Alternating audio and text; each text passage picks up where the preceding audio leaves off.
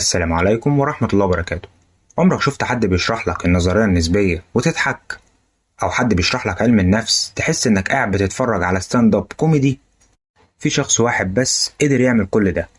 شخص حول العلم من كتب معقدة لفيديوهات بملايين المشاهدات. ده مش يوتيوبر عادي، ده الدحيح.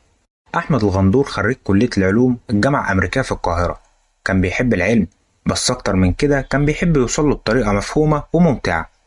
بدأ قناته على اليوتيوب سنة 2014 بكاميرا عادية بسيطة، وبدأ يعمل فيديوهات قصيرة بيشرح فيها مواضيع علمية بطريقة ساخرة. وكانت المفاجأة، الناس حبت ده جدا. في وقت الناس كانت بتدور على مقالب وفلوجات، طلع هو بفيديو عن تطور الإنسان وجاب ملايين المشاهدات. طب هو إيه اللي بيخلي الدحيح ينجح؟ مش بس طريقته الكوميدية ولا المصطلحات العلمية اللي بيبسطها، السر حقيقي في الدمج. بيدمج بين إيه؟ بيدمج بين الكتابة الذكية ومونتاج سريع واستمراره.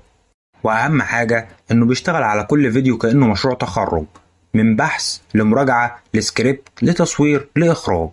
في سنة 2020 الدحيح أعلن إنه هيتوقف عن تقديم الفيديوهات، لكن التوقف ده فتح باب التساؤلات. هل تعرض لضغط سياسي؟ أو هل المواضيع اللي كان بيقدمها كانت حساسة؟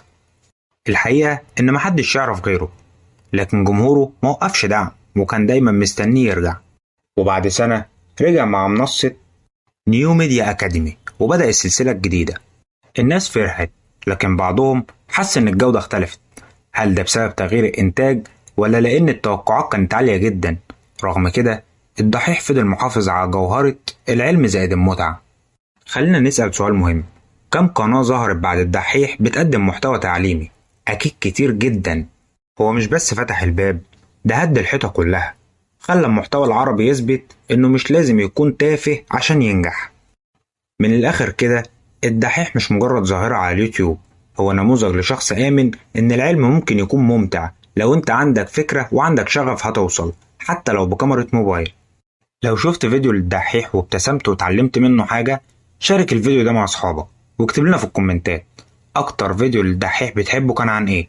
وما تنساش تعمل لايك للفيديو واشتراك في القناة عشان توصلك كل فيديوهاتنا أول بأول.